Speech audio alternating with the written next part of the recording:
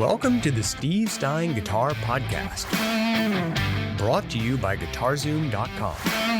If you want to improve your guitar playing, keep listening.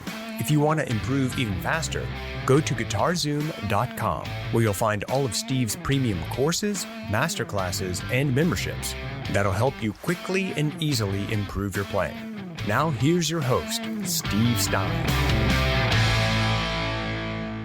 Hey everybody, this is Steve Stine. Welcome to the Steve Stine Guitar Podcast. And today I have with me a buddy of mine. His name is David Wallimann. If you know anything about Dave, Dave is an amazing teacher, amazing guitar player, but most importantly, an amazing dude. So how you doing, buddy? I'm good, Steve. So good to be with you. Thanks for inviting me. Absolutely. Yeah, I'm excited to talk to you. You know, I've known Dave for a few years now, but there's some things I don't know about him. So this morning I was doing some research trying to find some things. And it was funny because you've been at this online game for quite a while too. We're going to get more into that, but can you tell me, when did you first start dabbling with the online thing?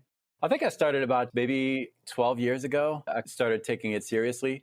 It all started with YouTube, really. And I'm sure we're going to dig into that. But this transition phase between doing some YouTube content and then teaching online on Skype, that is entryway, teaching one-on-one online. And then I fell into the YouTube game, which we're still playing today. Yeah, it's nice that we're both still here for sure. Yeah. Yeah, it's funny because when I was doing some research, just a quick story on what I was doing, and I don't know if this is the same thing, this is why I wanted to bring this up, is I got to a point in my life where I was so busy with lessons and bands and teaching that I was losing my mind. I had no free time. My marriage was falling apart. And I had this thought in my mind, man, if I could go online and start teaching 20 students per hour versus one student per half hour or something like that, I could actually make money and have a little bit of free time.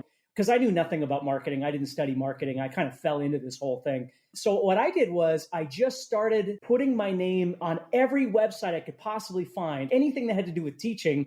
I can't remember exactly, but it would have been in the 2000s that I would have been doing this. And so I would just sign up for anything I could. And again, my thought was I might get a guitar student from this website or might teach a class from this website. I signed up for everything. And when I started doing some research on your name, you're all over the place. So did you do something similar to that? It's so interesting because your story is my story. That's exactly how it was. I was getting burned out on teaching kids. I mean, just teaching one-on-one is so draining sometimes. And so, yeah, I wanted a way out, but I still wanted to teach knowing that I love doing it. So I started with, I think, MySpace. I had a MySpace thing. That was pre-Facebook. And then Facebook came out, and then it was this exclusive thing for universities at the time. And my wife had a Facebook account because she was a university student from her school. I was like, man, this Facebook thing sounds cool. Maybe there's something to it. And I tried to hack my way through. I did go to college here in the States. Anyways, all that to date a little bit our story. That is pre-Facebook and pre-all that, and very similar to you. I wanted to put my name out there, and I didn't know what it would look like. I still don't to this day. But yeah, it's very similar. I mean, again, let's be honest. You and I are just regular people, and we're blessed to be able to do what we do. So who thought back in the day that anybody would give a crap about the name, right? I never thought anything about Steve Stine. I never tried to brand anything. I still have the same email I've had forever. And like websites, I never tried to get stevestine.com. We own it now, but for years, it never even occurred to me that somebody would ever do a web search for Steve Stine.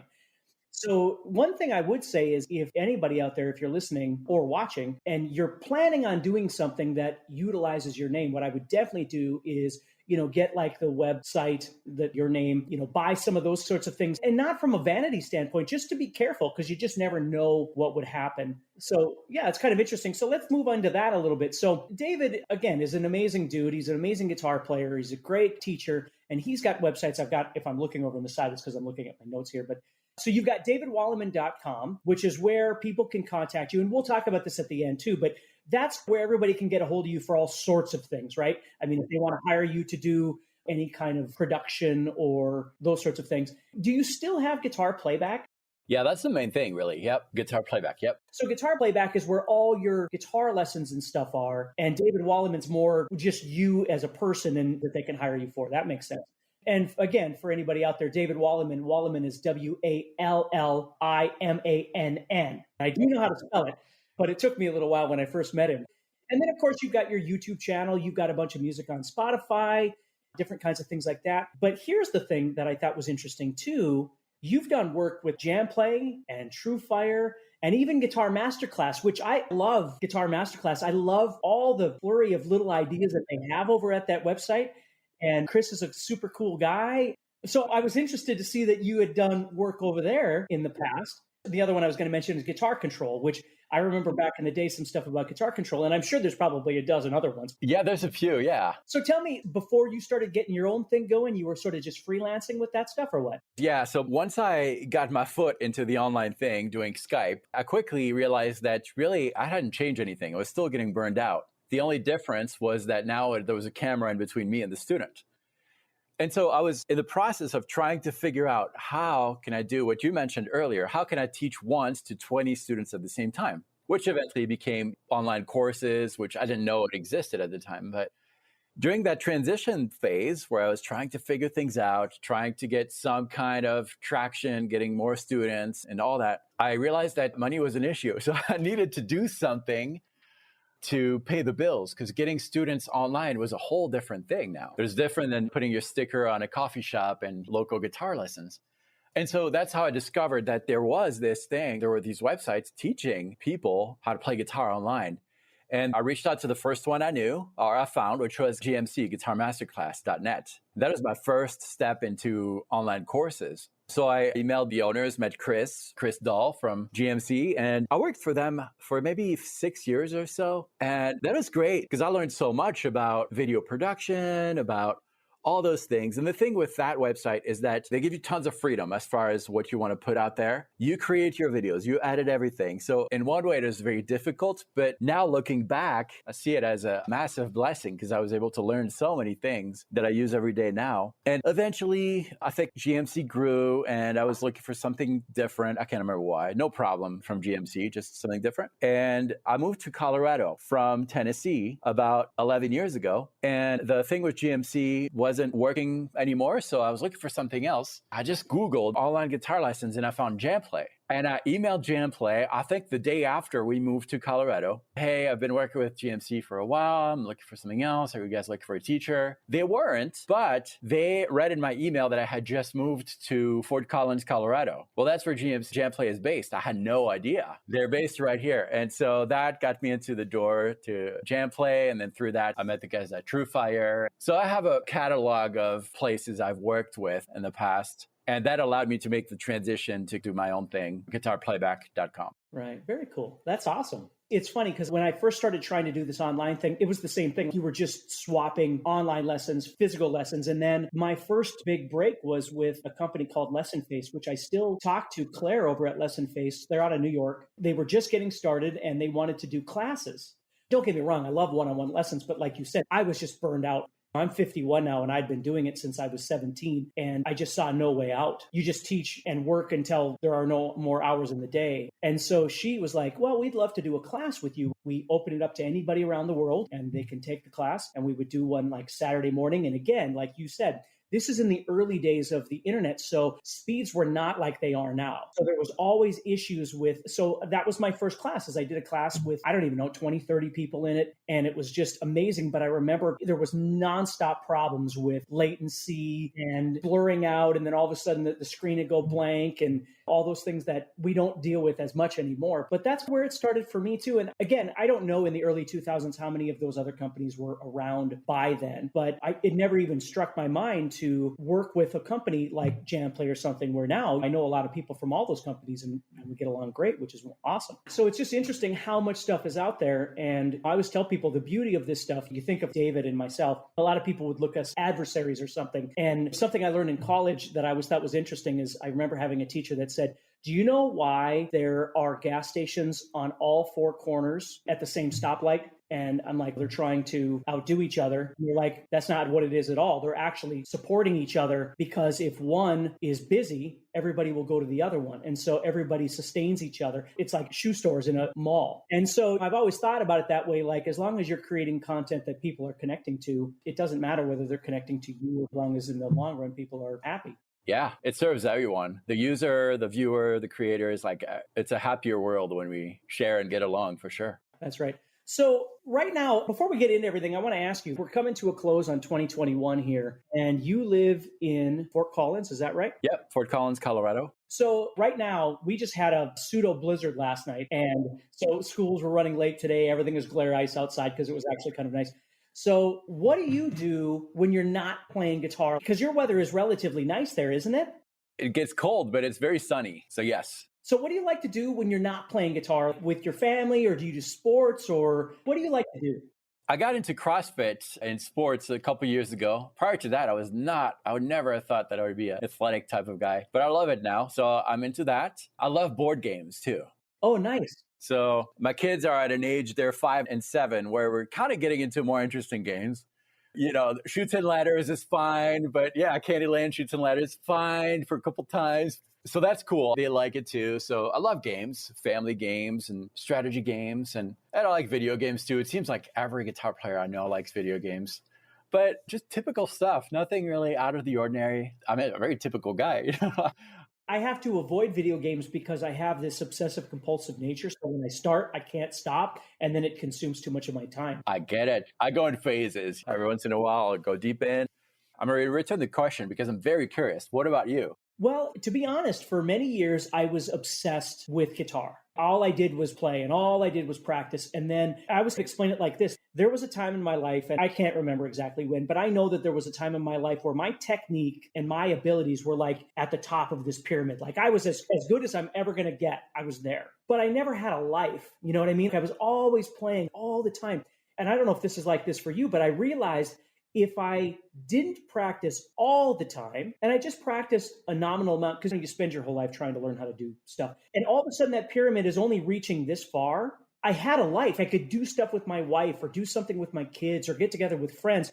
And maybe this wasn't all the way up, but it wasn't enough to where anybody would notice, and it wasn't enough to crush me as a guitar player. So that's where I started going, you know what? I don't have to play guitar all the time. I like to read. I spent literally years, because I was always so busy, I never watched TV. And then all of a sudden, when I started working for GuitarZoom, as a matter of fact, I started getting some free time. And not a lot. It's like, I don't like series really where I have to obligate myself every week to something, but just something that I watch here and there. I used to be a runner. I did marathons and things like that. And then I destroyed my big toes. I actually have metal bars that run through my big toes right now because the cartilage and everything was all shot in them. Because of running? Yeah. So I can't run anymore, but I certainly like to do a lot of walking and biking in the summer, things like that. And like you, I love board games. Like my wife and I just played Battleship a couple nights ago. And cards, I love playing cards. That's awesome. We'll have to get together sometime. Yeah. Are you going to NAMM, by the way? I'm thinking about it. We'll see. I don't know. Are you? I don't know. I would love to go, but in the same respect, I would like to not go. So I don't know. I know. We'll see. Regardless, a board game is in the future for the Stine and Wallimann family. That's great. Yes, that would be great. Okay, so now let's go back. We're going to go back to the beginning here. You were born in what country? I was born in France. Okay, you were born in France. So when you were young, if you had to think about it, what was your first experience with hearing music and having it like affect you and go, oh my gosh, what is this? Yeah, that's a great question. It happened really young. I can't remember exactly how old, but I'm sure it happened before what I'm going to share. But I remember I was about 9, and I know it happened way before that. But I remember at 9 just making up songs in my head and being fascinated with, I didn't have the language, but being fascinated with harmony and harmonizing stuff and how one simple melodic line plus another one became something bigger. I didn't know it was chords or anything like that. I've always loved that. And I remember listening to songs, anything on the radio or whatever, and imagine a harmony on top of it. And then I remember being obsessed with this. I was like, once I'm going to understand this stuff and I'm going to do something that nobody has ever done, I'm going to take one melody and then I'm going to harmonize it. It will work because in my mind, I was like, yeah, well, harmony works. And then I'm going to harmonize that and that and that and that and that. And I'm going to go to infinity. Well, now I know that that's chaos, right? But at the time, I was just so fascinating with almost classical piece approach. Because if you take a single line of a violin, something like that, it's pretty simple melodically. But if you hear the whole orchestra, that's rich and thick and all that. So I think that was my first experience. And I think that's why I love to this day. I fell into prog rock in my late teens, early 20s. And I think it's because of the richness of some of the prog rock really likes that blend of rock and classical music. And Neil Morris is a guy that I refer to often. Love his music, very orchestrated and lots of parts. It started so young. I remember at 10 thinking about that harmony thing, but it affected me in a way that was awesome. Sure. So did your parents or your siblings, with all of that, did anybody in your family play instruments? My mom plays piano. So she played piano at church. I remember growing up, always she was the pianist at church. She played a little guitar, which was my introduction to that because there was this old classical nylon string guitar and picked that up when I was probably 14, just trying a few things. But yeah, my mom was musical. I have 4 brothers and 1 sister. I'm the oldest, and about half of them are musical, and my dad is not. So from my mom's side, I got the bug. When I was growing up, my mom listened to, and again, I'm not sure exactly how old you are, but I think I'm a little older than you. I'm 45. When I was a kid, my mom used to listen to a lot of 50s music, doo-wop music, at the hop kinds of music. So I grew up with a lot of that sort of thing. And then my dad listened to a lot of the Beatles and the Stones and Led Zeppelin and Alice Cooper. And so I love to tell a story. On Sundays when we would get home from church, my dad would always bring me in my room where I had a record player, and he would bring his records in. And we would just sit for a couple hours on the floor and just listen to music. I think back, both my parents, but certainly those times I spent with my dad listening to that music and how impactful that was. What kind of stuff did you have in your house as far as music went? There were records, like vinyl records, Beatles, Simon and Garfunkel, more on the acoustic side, really. And then there was also, we call it variété française, which is French pop music. But when I say pop, it's more a little older, not like the modern pop, but a lot of that. So more song driven with modern instruments. But I think one thing that really attracted me to music, besides the harmony thing, was the story element too. I love stories. And so whether it's spoken lyrics or not, I always make up stories when I'm hearing something, which is another reason I guess I like prog too, concept albums and things like that. But yeah, I grew up with some Beatles stuff. So was your first music experience singing then, or did you start on an instrument? When did you start playing? And was it guitar, or did you start on a different instrument? Yeah, I started singing. My whole life kind of sang. Not very good, but that was my first instrument. And then I think I played a little bit of piano because there's piano in our home. Nothing serious, just trying to experience what I had discovered at the young age, the harmony thing, and just playing around. But that didn't last very long. Guitar came when I was about 14 and a half with classical guitar that my mom had, and I learned a few Beatles songs, a few chords, open chords. And then it was Christmas 93. That's when I had my first electric guitar. And that's really what started my life as a musician, I think. What was that guitar? It was an Aria Pro 2 Mad-Axe, and it came with a little amp. My first guitar was a Hondo. My buddy had an Aria Pro 2, and we started playing at the same time. So what were you going to say about your amp? I was going to say that guitar, I sold it probably 4 or 5 years after to get my first Ibanez. And I opened it up and I signed it thinking one day, maybe I'll be famous. I'll try to find it. I'm still not famous, but I'd love to find it.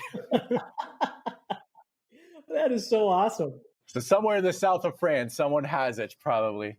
My first guitar I don't have. My second guitar I still have. But here's another thing I would say to anybody out there. Unless it's absolutely necessary, like you need to buy groceries for your family or something like that, you got to keep that first guitar because someday you're going to wish that you had it. I'm sure it was horrible. When I think about how it plays now with other stuff that I own, I'm sure it was just terrible. It's special. Yeah, right. Okay, so when you started playing, did you take any lessons? Did you go to anybody? Did you just learn by ear? I started by ear. Ibanez, France, had this big national contest. And you had to tape yourself with an actual tape at the time, tape 3 songs, send them in. And I qualified. I was one of the 5 guys who got to do the finals. And how old were you at this time? I think I was 17. Okay, perfect. And I won a scholarship in this music school. So that was my first experience with lessons. So probably about 3-4 years after picking up the guitar. And I took a few lessons here and there.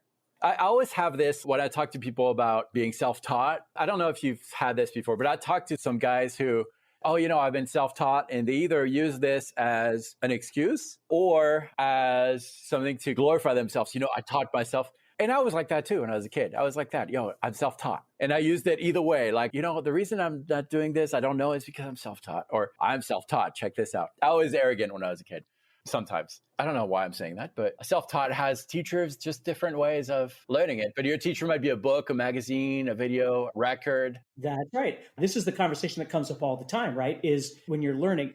And I think for a lot of us, certainly for myself, the lessons that I had when I first started playing were not a good experience. And so I had a couple lessons when I first got a guitar to try and learn how to play, and it just did not go well. It very well could have been my fault because my perception of what I wanted to do and what the teacher was telling me, he could have been very much absolutely right, but I didn't see it that way. So it seems like a lot of us started by ear, which in retrospect was a really great thing because you develop a lot of sense of aural senses, color senses, different kinds of things like that, construct ideas both in the music and on your fretboard because you don't know what you're doing. You're just hearing things and you're visualizing how things move around the fretboard. But I will say this, because whenever people talk about being self-taught or whatever, you're absolutely right. You're never really self-taught because there's stuff around that's teaching you. But the truth is, nobody's saying, hey, put your fingers here, which is absolutely true. But here's the deal.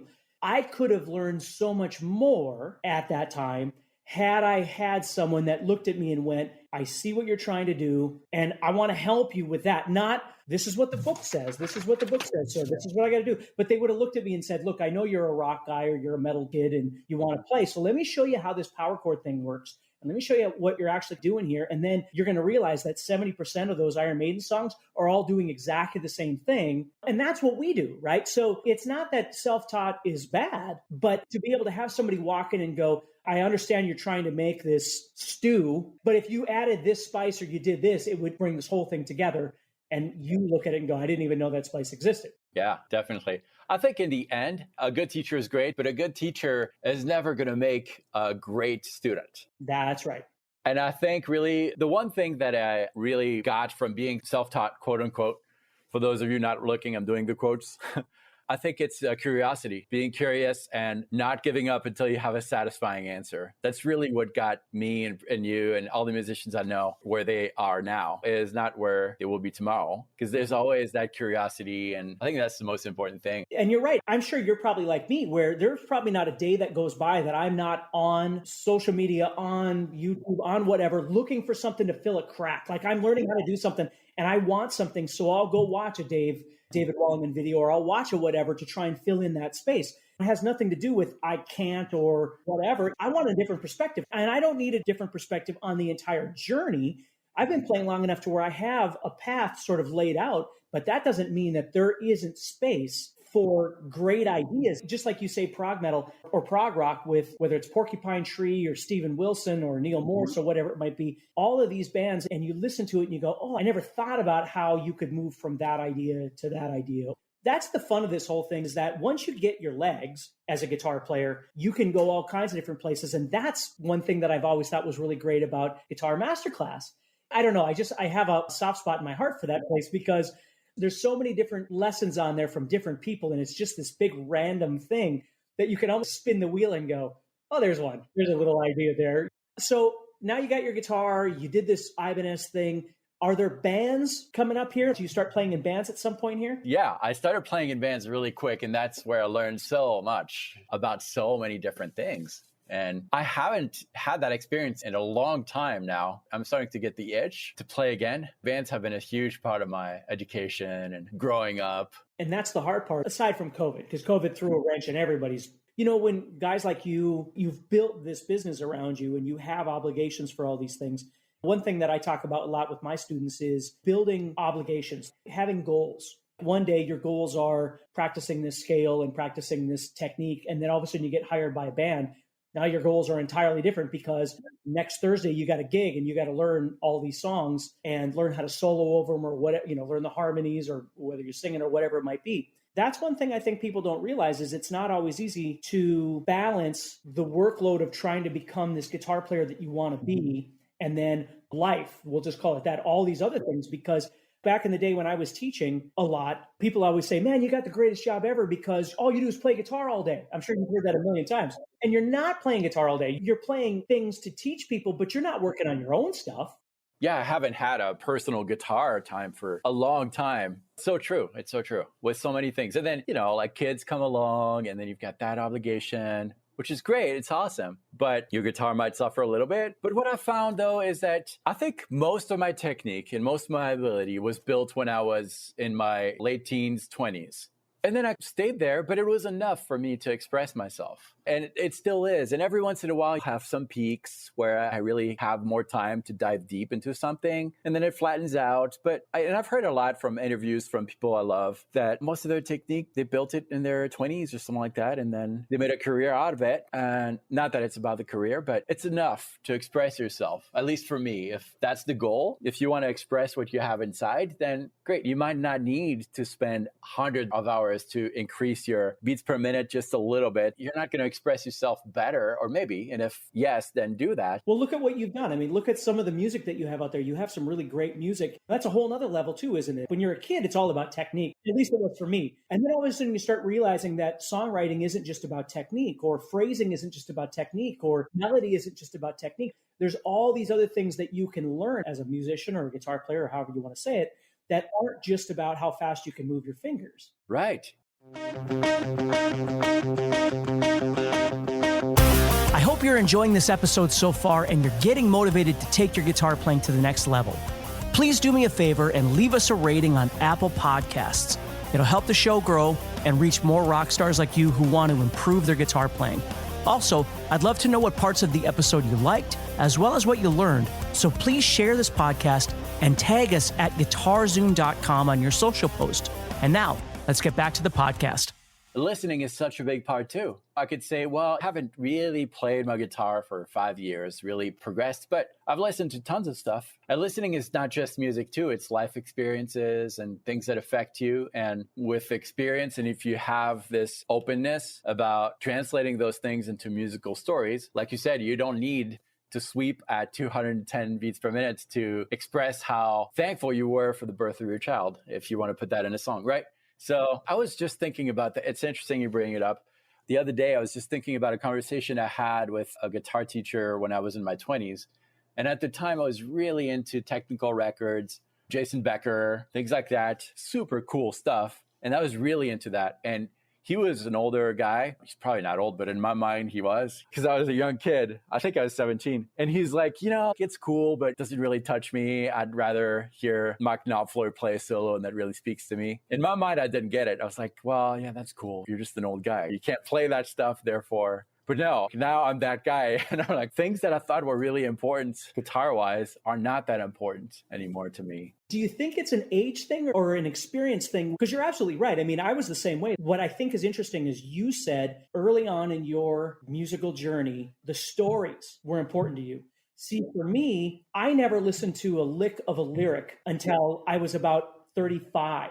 I didn't even know there were lyrics to songs because I was so oblivious, because all I was thinking about was guitar stuff. And so it's like this growth thing where you're trying to become this guitar player, and then all of a sudden you realize that there's this whole world of music. It's not just guitar, there's music happening that I had missed out because I was so focused on guitar. And I meet people all the time that are like that. And that's okay. Listen, if that's what you want to do, there's nothing wrong with it. But when I started realizing that songs could actually make you feel a way, like I never even thought about that. It was always just this guitar-driven mindset. And it was really a great experience, because then all of a sudden I started listening to players, like you said, like Mark Knopfler, some of my favorite players like Andy Timmons or whoever it might be, where when they play, like it's a story happening. It isn't just calisthenics, although they have the skills. That's what I listen to now. And that's the way I think about playing. I love to throw the fast stuff in there here and there, like an ebb and flow thing, but it's the other stuff that I just get blown away by. Yeah, and I don't know if it's an age thing or maturity. I don't know. I'm not sure. I don't want to sound like all the fast stuff is bad. Not at all. I still really, really like some really super technical stuff. I think it's not like I'm dogging any of that, because, again, you and I had our time to practice those things, so it's easy to say that. Where somebody else that's learning how to play maybe doesn't have 8 hours a day to practice, but they want to develop those skills. So don't get me wrong. I mean, I am very thankful I have those skills. I'm just saying my setback was that I didn't experience music as music. I was so driven on. I remember this guy I was telling you about with the Area Pro 2 guitar. I grew up in a trailer court, and he and I remember we used to get together at his house. We'd lay on the floor. We'd turn these big speakers inward, and we would just lay on the floor and just get pummeled by sound, right? And I remember sitting there listening to Ozzy Osbourne's Speak of the Devil. And he looks at me and he goes, "Did you hear that bass line?" And I remember looking at him going, "Why are you listening to the bass? What guitar players do it? You're right. You're supposed to be listening." And it was a big revelation, even as a little kid, that, oh, there's other things going. Didn't really affect me that much. But I always remember thinking back at that. There's other things going on that you could actually be listening to. Yeah. I think one of the reasons is also that when I was a kid, when I was into that technical stuff, I had an image. I want to keep that image. And admitting that this Britney Spears song is cool was completely uncool. You never reveal that. And I think now it's allowing myself to be okay with what I like. And that's fine, even if it's quote unquote uncool. I think there's part of that too that opened my appreciation for music too. Well, and it's hard to do that when you're a kid, right? It's already tough enough being a kid with all the clicks and things like that. But you're absolutely right. When I was a kid, it was Judas Priest and Ozzy and Iron Maiden. There's no way we would have been listening to Depeche Mode. Now I can go back and listen to that. It's all great. Again, I missed out. I'm like, oh man, I can go back and listen to all this stuff. And I'm listening to it from a different perspective. That's totally true. I mean, I was the Iron Maiden guy, like Iron Maiden t-shirts with Eddie on it, long hair, and Guns N' Roses, and then Metallica, but like never anything outside of that. A clean guitar had no place in my conversations with other guys. Well, it's funny because I get into conversations with people. I mean, there's a million conversations we could have with this, but with guitar players and how the capo is this crutch because you don't really know how to play. Like I was that kid. And then you realize when you get older, well, okay, maybe it could be, but I think 99.9% of the people out there that are using a capo are not using it because they can't do other things. They're doing it because it's serving a particular purpose and tonality and that sort of thing. But yeah, it's funny. Okay, so let's go into this. So you're playing, you're doing band stuff, you won this Ibanez thing, you got your long hair, you're doing all this stuff. So when does it occur to you to start teaching and why? Did you need the money or did you feel an urge to teach or how did that come about? Yeah, well, I started almost immediately after starting guitar. It was during that Ibanez contest thing. I wanted to get a little better. I wanted to take lessons from this guy in France who was super good technically, knew how to sweep and all that. And in order to afford his lessons, I had to make money. And I taught my neighborhood kids how to play the few things I knew. And then I would take a lesson with the guy once I had enough money. And then I would reteach that to the kids in my neighborhood and then take another lesson. And that's how I discovered that I love teaching too. And you were about 17 at this time when you started teaching? Yeah, 16, 17, yeah. Okay. So once you started teaching, did it take off for you? No, it wasn't immediate. It was gradual. As my needs grew, I had to advertise more too, as I was getting more independent from my parents. It's hard to talk about because it took so many years. I didn't have the mindset, okay, I'm going to make a career teaching guitar at the time. It was always there, but it really became serious shortly before I got married is when I thought, okay, if we want kids, I need to do something about this money thing. And that's what sparked the idea of the online thing that we talked about earlier and all that. In the middle of there, I was teaching in schools and things like that, but it's not a one clear path in life like yours, I'm sure. There's detours and things like that, but teaching has always been there for sure though. And it really helped me in my playing too. Yeah, no, I agree with that for sure. Oftentimes it would even be just the conversations that you'd be having with students about different things. And it is reciprocated. I mean, you're teaching them, but it's those discussions that you'd have about things, especially in the early days of teaching. Like for me, I started teaching when I was 17 because I grew up in a 200,000 people, I guess would be considered fairly small. And it just blew up. It just took off. And so once I got out of college, I could do that. I was doing it 7 days a week. And actually, when I started playing in bands, I had to back down the students. You always try and like move things around. I don't want to cancel you. I'll move you to Monday morning at 6:30 in the morning. So you're always trying to move things around and then it would just become chaos. I realized early on that as much as I love to play in bands and stuff like that, it's like my calling was talking about music, talking about guitar to people. So did you feel the same way? Did you have ideas in your mind that you were going to do the band thing and that was going to become successful? Not only financially, but like calling that you had? I think the early years, it was about the band and touring and all of that. And then a few years in, that's where I discovered that I really do like teaching a lot too. So that's when it became clear that it'd always be a part of my life too. While doing the band thing, I wanted to do both. And then I think I had to put the idea of touring and all of that. I think I had to mourn that part. I auditioned for Neil Morse just before my kids were born because he was looking for a guitar player. And I made it to the auditions in Nashville. And that was, I think, a key moment because I thought, okay, this is my breakthrough. I'm going to tour the world. I'm going to do what I really wanted to. And I didn't get the job. Someone else got it. And that was a transitional point, which is kind of cool because shortly after we got our daughter and I got to be a dad and all that. So it was a blessing in disguise. But I think that was a transitional point. It's never the perfect time, but it always is in a way, right? But that's when I thought, well, maybe my calling in life is to help others just appreciate music and teach guitar. And it's actually pretty great because I love doing it too. And now, in retrospect, I'm really glad I didn't get that part. I would have missed out on my kids growing up. And plus touring, the idea of touring that I had a tiny, tiny taste of that over 3 days. But I realized, well, it's not what I thought. There's a lot of waiting around, a lot of setting up, and you're playing and it doesn't sound as good as you want. So it's okay. Maybe I could just take a few gigs when they come to me. And if they're good ones, then I'll enjoy the people, not worry about the next gig and teach. So I don't know if that answers your question. Well, and there's a rough cycle with that because for anybody that playing in bands is amazing for a multitude of reasons. But when you start playing in a band and now part of your income is based on that band, let's be honest, you don't make a lot of money being in a band unless you are a corporate style band or you're staying up on the top songs every month. It's hard because most musicians, you struggle with what do they want to hear and what do I want to play? So you play a song that they want to hear and then you play some obscure Rush song that nobody's ever heard and then everybody sits down or leaves, right? So you're always battling this thing with, or you go the other direction and you go, I'm never playing a cover tune in my life. I'm only going to be an original band and we're going to make it. And so you get on a bill with 9 other bands and you play for 20 minutes and you don't even make gas money. And it's a tough way to live. And it's not that I'm saying a person shouldn't do it, but at some point, like I always tell people, the day I started making money was the day I stopped playing in bands. Now, it's not like I didn't play in some bands that didn't make some money, but it's so time consuming. Like when you drive 6 hours to a gig or whatever it might be, and now you're paying for hotel rooms or paying for gas or food or whatever. And yes, they might pay you for some of those things. I remember oftentimes we'd get to the gig and then the hotel, you're like, we're not even turning off the lights because the cockroaches are going to come out. You never know what it's going to be like. And it's not that I don't miss some of those experiences because I certainly do. But you're right. My oldest now is 21. I missed out on the first 12 years of her life. It's not like I never saw her, but I was never there for birthdays. I was never there for Halloween or New Year's Eve or dance recitals, or I was always gone. And so the biggest blessing I had, of course, is once GuitarZoom started, I was then available for my youngest daughter, and she's now 13, and I don't miss anything. I pick her up every single day from school. I don't miss a recital and things like that.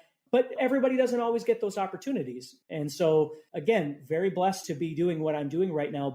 You grow up, and I don't know if this is the same way for you, but certainly in this guitar niche, you never say no to things. They're always taking on everything. So did you feel that way too? Like at some point you were just going crazy? I did. Yeah, definitely. And then the saying no thing is, I think I'm better at it now, but yeah, it's so hard to say no because any gig is, if you have that guitar player mentality, you cannot say no to a gig because it won't pay much, but it might lead to something else. That's it. It's the door, the opening of the door. That's right. And then every little bit counts. So it did drive me crazy for sure. Absolutely. For a long time.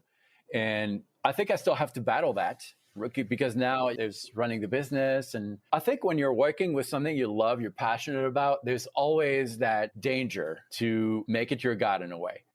And that happened to me several times. And when that happens, that's never a good thing for your peace. And I'm able to put that thing in a box and, okay, I've got my job. I love doing it, but this is not my only thing. But it's always a danger to come back.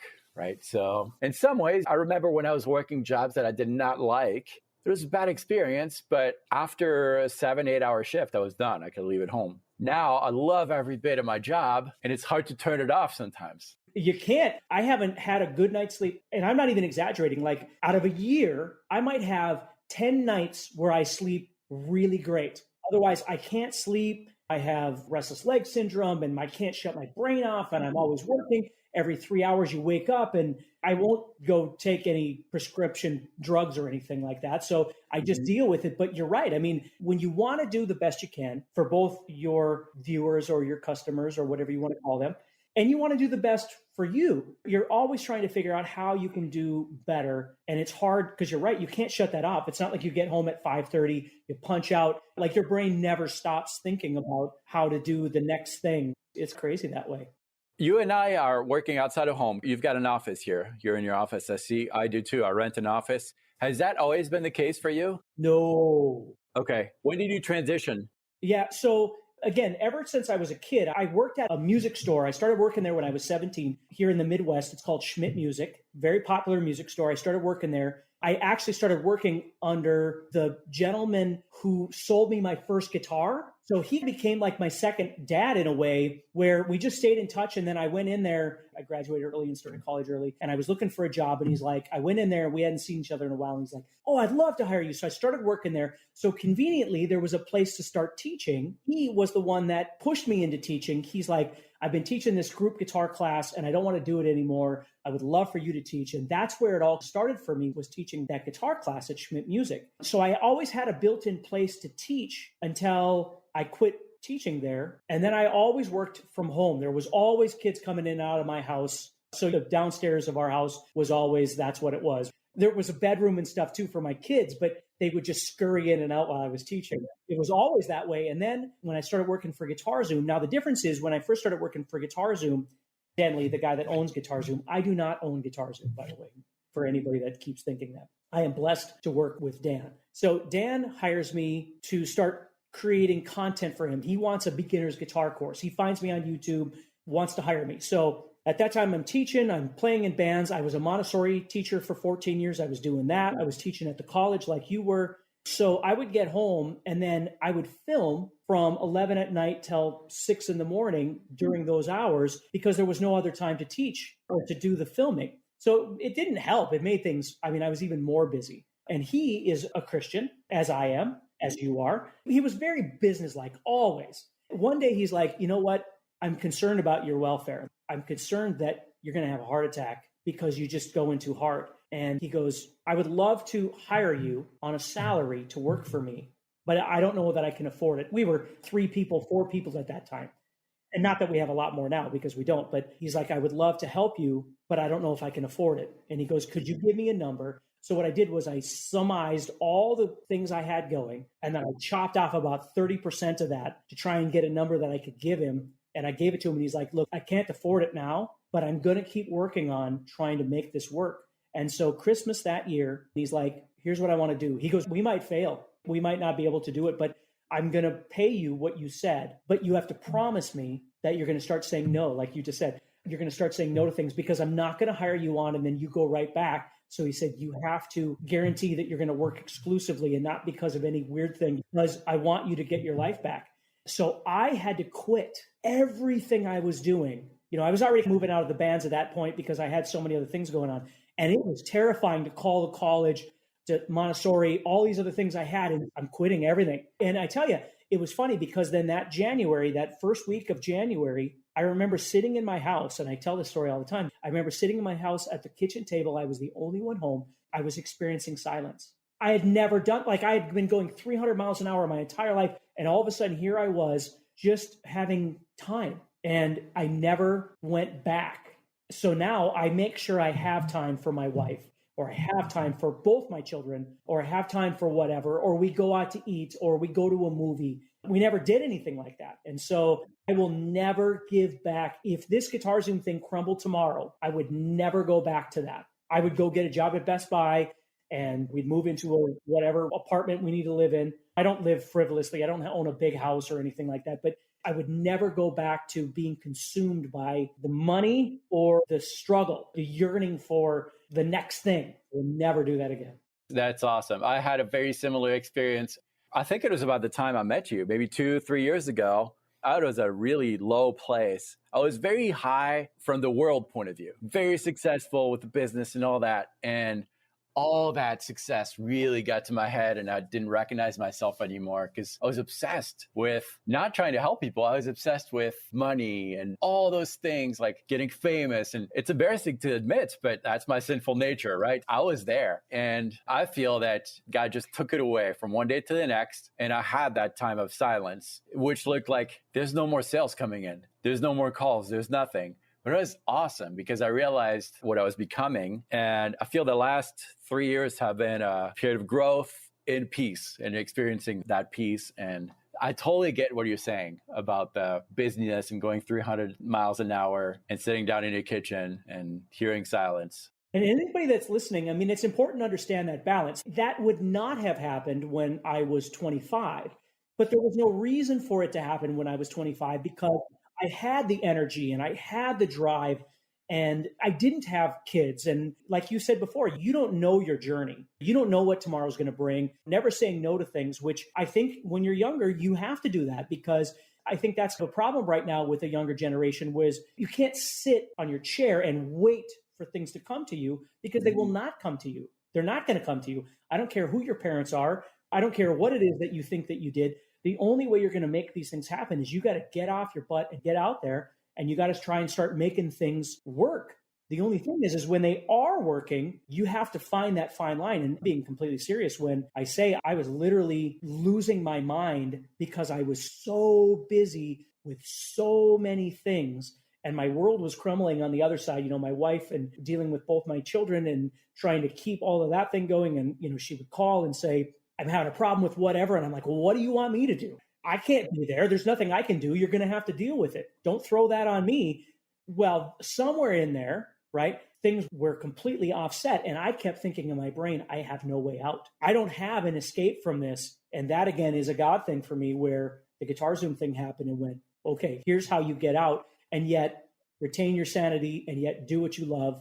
It isn't about continuously trying to get better and be more famous and be more popular and make more money. You have to, at some point, put a cap on all of that and go, my life isn't about any of those things. Like when I die, my life isn't about how much money I made or how popular people think I was or whatever, because you and I are both just regular dudes doing our thing. So there's a peace in that, in being able to give all that up and go, I'm very content just being Steve the dad, Steve the husband, right? Not always Steve the terrible words like influencer, like all those things. None of that stuff. So that's interesting. So when we talk about like with your playing, one thing that I think is really important is being motivated. When you go to grab your guitar, what are some of the gear that you need? Like you go, oh man, this is the guitar I have to have. I'd never give this up. A pedal or an amp or whatever it might be. Yeah, the guitar thing, I've never been the typical guitar player into gear really.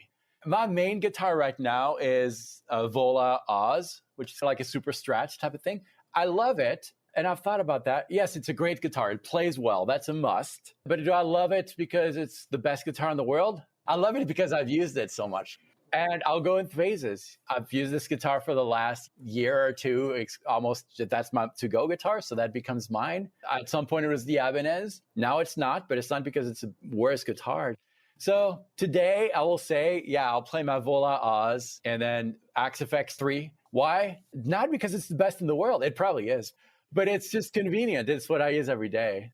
I'm totally the same way, man. I mean, especially when you grow up poor, you never have gear. You only have whatever it was. And then if you grow up in a smaller town, you have even less because all of these other options aren't available to you because it's whatever the guitar store locally has. Now we have the internet and stuff. Back then, we didn't have any of that. So you grow up playing what you play. And I was on a podcast yesterday and the guy asked me, he goes, so what would be 3 guitars and 3 amps that you would suggest to any beginner guitar player? And I was like, I don't even know. I can't even answer that because I don't even know. I don't keep track of the market. I don't know who's coming out with what. The only thing I know is that guitars coming out in 2021 are far more playable, even when they're cheap, than they were in 1975, right?